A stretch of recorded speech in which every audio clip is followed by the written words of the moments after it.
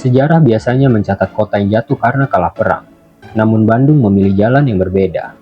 Pada tahun 1946, ketika ultimatum datang dan kemerdekaan terancam, rakyat Bandung membuat keputusan yang tak pernah dibayangkan sebelumnya. Mereka tidak menunggu untuk dikalahkan. Mereka menyalakan api dan meninggalkan kota. Inilah Bandung Lautan Api.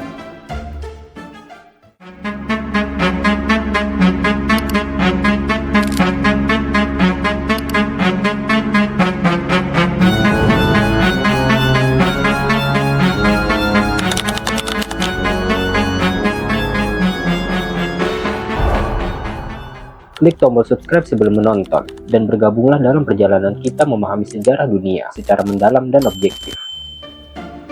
Setelah proklamasi kemerdekaan Indonesia pada Agustus 1945, Bandung tidak pernah benar-benar merasakan damai. Kota ini menjadi pusat strategis karena posisinya di Jawa Barat dan fasilitas militernya yang penting. Di satu sisi, rakyat merayakan kemerdekaan dengan harapan besar. Di sisi lain, bayang-bayang konflik segera menyelimuti kota. Pasukan sekutu mulai mendarat di berbagai wilayah Indonesia. Mereka datang dengan misi resmi, namun membawa kepentingan lama. Bandung pun bersiap menghadapi badai sejarah.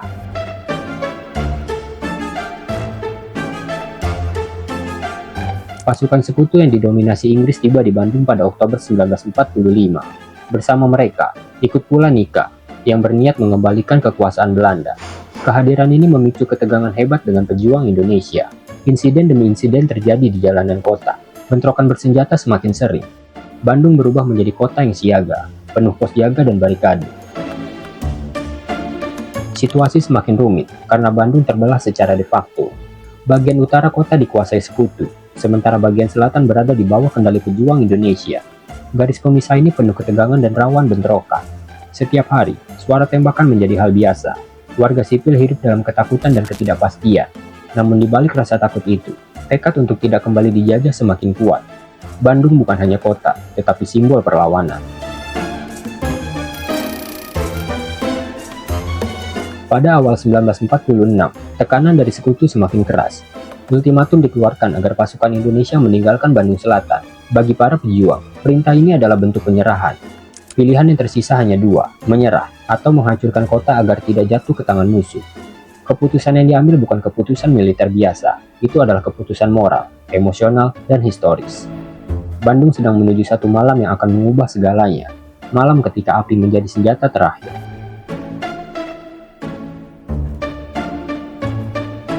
Menjelang Maret 1946, tekanan terhadap Bandung semakin tak terbendung. Pasukan sekutu yang didukung Nika memperkuat posisi mereka di Bandung Utara. Persenjataan mereka jauh lebih modern dibandingkan senjata para pejuang Indonesia. Tank, artileri, dan pasukan terlatih menjadi ancaman nyata.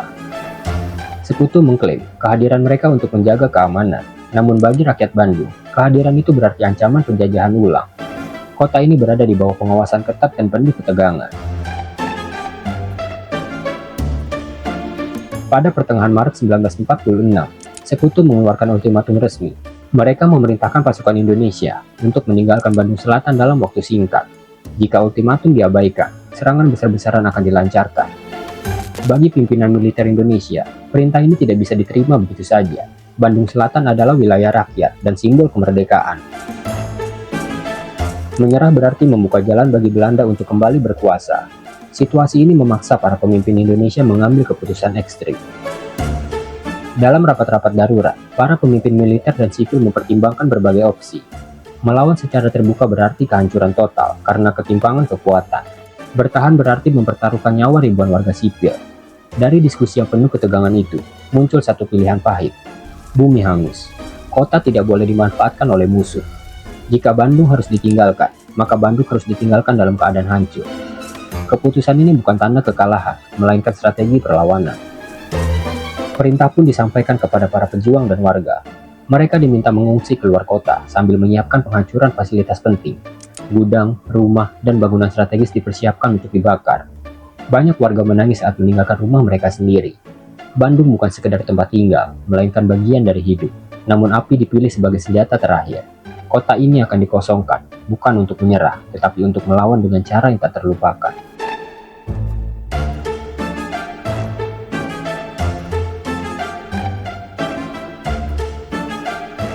Malam tanggal 23 Maret 1946, turun dengan sunyi yang mencekam.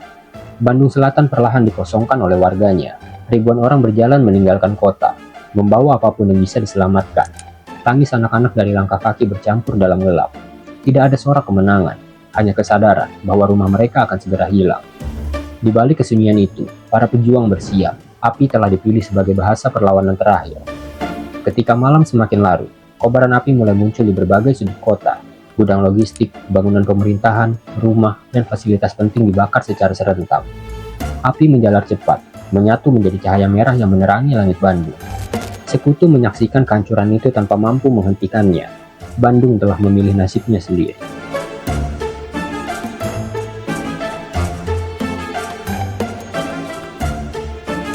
Di tengah kekacauan itu, terjadi peristiwa heroik yang kemudian dikenang sepanjang sejarah. Muhammad Toha, seorang pejuang muda, menerobos gudang amunisi milik sekutu. Dengan membawa bahan peledak, ia meledakkan gudang tersebut dan gugur seketika. Ledakan besar mengguncang malam, menambah dahsyatnya kobaran api. Aksi ini menjadi simbol keberanian tanpa pamrih. Nyawa ditukar demi memastikan musuh tidak mendapatkan keuntungan dari kota yang ditinggalkan. Sepanjang malam hingga dini hari, api terus menyala. Bandung Selatan benar-benar hancur. Namun di balik kehancuran fisik, semangat perlawanan justru membara. Para pejuang mundur ke daerah sekitar untuk melanjutkan perjuangan dengan cara lain. Bandung memang ditinggalkan, tetapi tidak ditaklukkan. Kota ini berubah menjadi pesan yang jelas. Kemerdekaan Indonesia tidak bisa direbut kembali begitu saja. Api di Bandung menjadi saksi bahwa rakyat lebih memilih kehilangan segalanya daripada kehilangan kemerdekaan.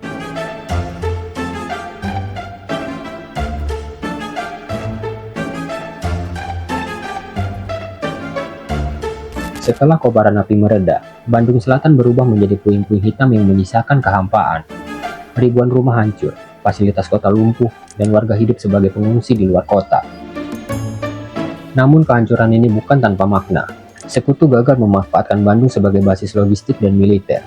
Tujuan utama strategi bumi hangus tercapai. Secara militer, Bandung tidak jatuh dalam keadaan utuh. Secara moral, perlawanan rakyat justru semakin menguat.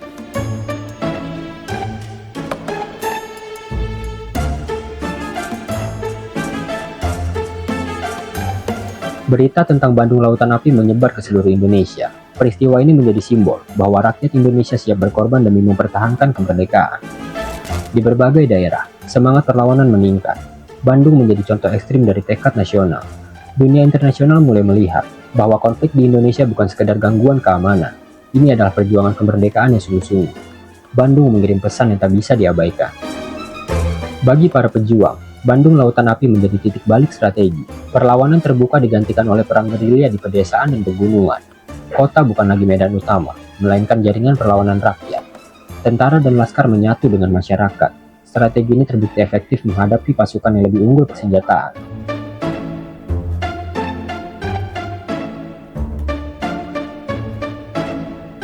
Bandung mengajarkan bahwa kekuatan tidak selalu diukur dari senjata, tetapi dari keteguhan bertahan. Di sisi lain, peristiwa ini memperlihatkan harga mahal dari perang kemerdekaan. Kehilangan tempat tinggal, keluarga terpisah, dan trauma mendalam membekas pada warga sipil. Bandung Lautan Api bukan hanya cerita heroik, tetapi juga tragedi kemanusiaan. Namun dari penderitaan itu, lahir kesadaran kolektif tentang arti kemerdekaan. Api yang membakar Bandung tidak memadamkan harapan, justru ia menjadi cahaya yang menuntun perjuangan bangsa ke tahap berikutnya.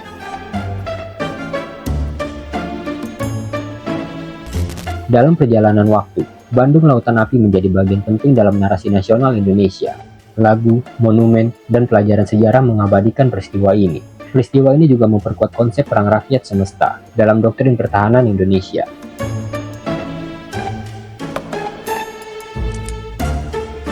Jika kamu merasa kisah ini penting untuk terus diingat, bantu kami menyebarkannya. Suaramu adalah bagian dari kisah itu sendiri.